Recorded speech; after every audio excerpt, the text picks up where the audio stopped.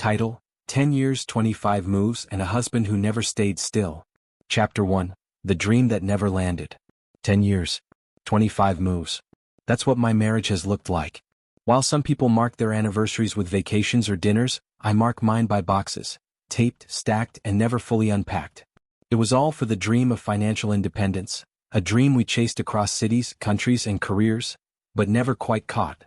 I never used to be entrepreneurial. I didn't grow up dreaming about passive income streams or digital nomad life. But my husband? He was the embodiment of ambition, brilliant, persuasive, bursting with ideas.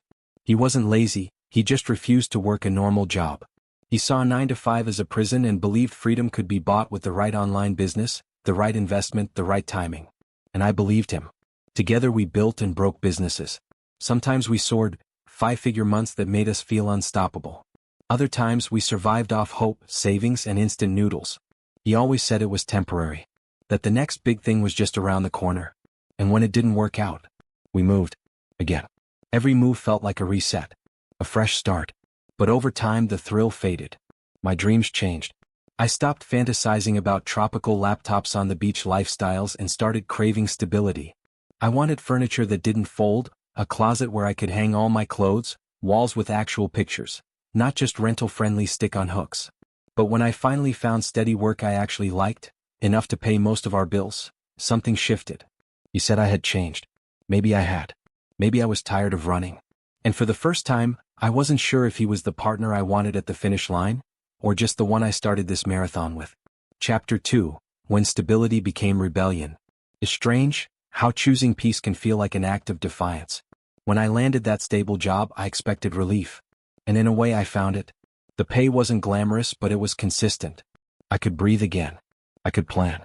I could finally stop worrying about where the next dollar would come from or whether we'd have to pack up and chase the next opportunity.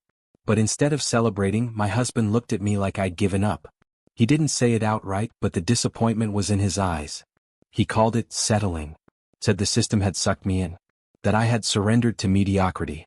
I tried to explain that I wasn't quitting on the dream, I was just tired. Tired of living out of a suitcase.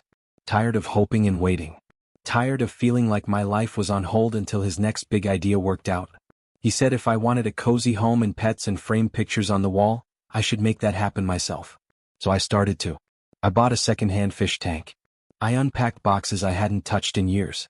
I printed a few of my favorite photos and actually hung them, nails, hammer, commitment and all. He didn't get angry. Just distant. Like I was speaking a different language now. Like I was becoming someone he didn't recognize. We started arguing, gently at first, then louder. Not about anything specific. Just friction. Just tension. Everything I suggested, buying a flat, making friends, hosting dinners, felt like a betrayal to his ideals. Everything he proposed, traveling again, investing in another startup, moving someplace cheaper, made my stomach clench with anxiety. And late at night, I'd lie awake wondering, if we weren't on the same path anymore, were we still walking together? Or just near each other by habit? That was the first time I imagined a different life. One without him. One where I didn't have to shrink my hopes or apologize for needing roots. It scared me. But not as much as the thought of spending another decade in motion, going everywhere, yet never arriving. Chapter 3: The Quiet Collapse. The unraveling wasn't loud. It was quiet. 1,000 unsaid things piling between us like invisible walls. We still lived in the same apartment, still ate dinner together, still kissed goodbye, but the warmth was missing. The connection felt more like muscle memory than love. I used to think the hard part of relationships was the fights, the blow-ups, the tears, the slamming doors. But no. The hard part is the silence. The slow fade. The moments when you look at the person you've built your life with and realize they don't really see you anymore. I tried truly. I kept working, kept writing in the evenings, kept bringing up the future in soft, hopeful tones. Maybe we could plant roots, find a rhythm, adopt a pet again. He'd nod, smile faintly but never commit. And when I brought up the idea of buying a home, not a big one, just something modest, he looked at me like I had suggested we chain ourselves to a sinking ship. I don't want to be stuck, he said. I wanted to scream, but I do. I wanted to be stuck. In one place with people I could get to know, with routines that didn't make me feel like I was constantly bracing for the next move. I wanted the kind of stuck that felt safe. Grounded. Well, instead, I felt adrift, with someone who didn't want to anchor down with me. And in that space between us, I started to grow alone. I made friends at work. I signed up for night classes. I joined a writing group at the library. For the first time in years, I felt like a full person again. Not just someone's supportive spouse, someone's backup plan, someone's passenger in a life that kept shifting gears without warning. Then came the weekend that changed everything. He went away on a trip, a last-minute escape to think things through. I stayed behind, alone in our apartment for the first time in years. And the silence was peaceful. Not heavy. Not awkward. Just mine. I lit a candle. Cooked a meal just for myself. Sat on the couch with a glass of wine and a book I hadn't had time to read. I walked barefoot without stepping over boxes or backpacks. I slept with the windows open and woke up feeling rested. It hit me like a punch to the chest, how much I had adapted to discomfort, to compromise, to waiting. I had trained myself to live in a state of in-between, thinking one day it would all be worth it. But that weekend, I realized it already wasn't. When he came back, I couldn't unsee it. I couldn't unfeel the peace. And I knew. I wasn't his co-adventurer anymore. I was a woman who had spent a decade walking a path that never led her home. Chapter 4, I finally chose me.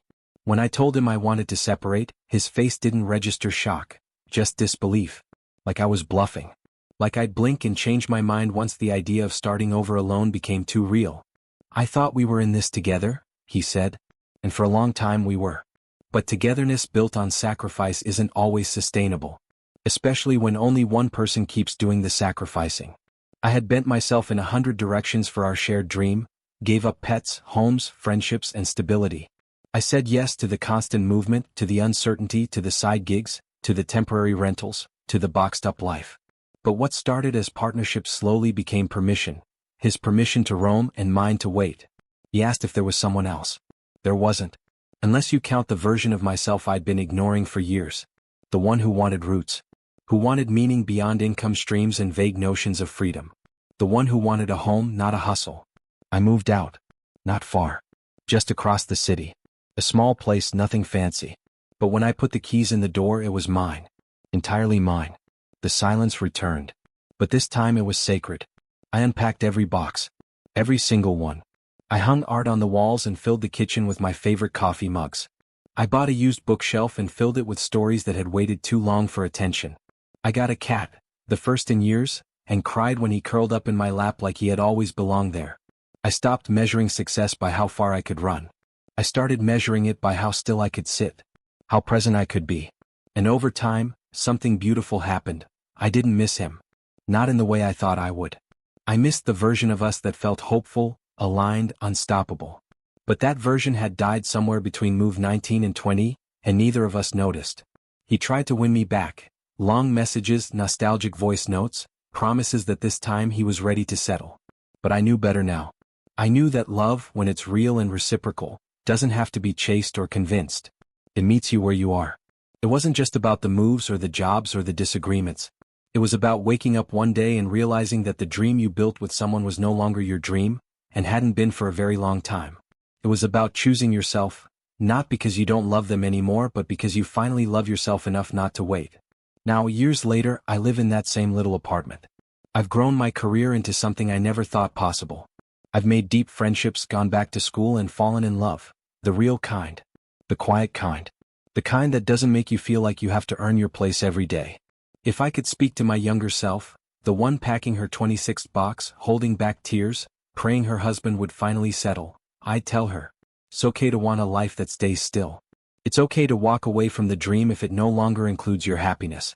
And most of all, you don't have to keep moving to find yourself. Sometimes, you find yourself when you finally stop.